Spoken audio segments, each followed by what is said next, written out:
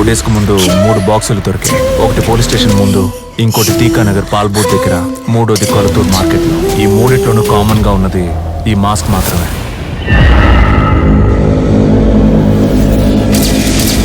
గుర్తుపట్టగలిగారు sir? Sir, ఇది అయ్యేటట్టు నాకు అనిపించట్లేదు. శివాని వెంటనే రమ్మని చెప్పండి. ఎవరు సార్ అతను? ఈయన పేరే శివ. ఎంత దారుణమైన ముఖాన్ని కూడా అలా అక్యూట్గా గీసే ఫేషియల్ రీకన్స్ట్రక్షన్ ఆర్టిస్ట్. అది మాత్రమే కాదు, సాల్వ్ చేయలేని కేసులను కూడా క్రైమ్ స్టోరీ రాసిచ్చే రైటరు.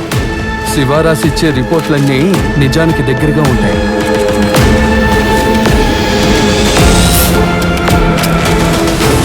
డాగ్ ద్వారా కూడా లీడ్ దొరకకూడదని బాడీ మొత్తం పర్ఫ్యూమ్ చల్లేస్తున్నారు.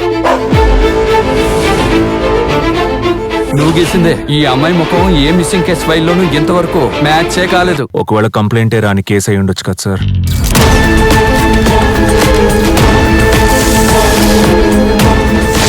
8 బాడీలు నీళ్లలోనే దొరికాయి. ఏ బాడీలోనూ ఇన్నర్ ఆర్గాన్స్ లేవు, కానీ పాతి పెట్టేటప్పుడు ఆర్గాన్స్ తోనే పాతి పెట్టారు. డెడ్ బాడీస్ ఆర్గన్స్ తో ఏం చేస్తారు?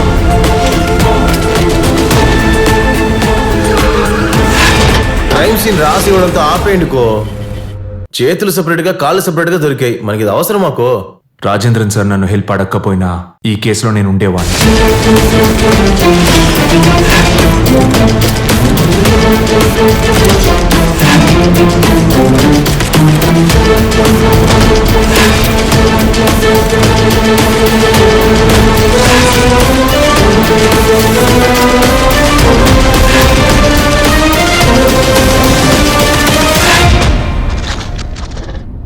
ఒకవేళ ఈ హత్య నేను చేసుంటే తప్పకుండా స్టేషన్ ముందైతే పెట్టేవాడిని కాదు.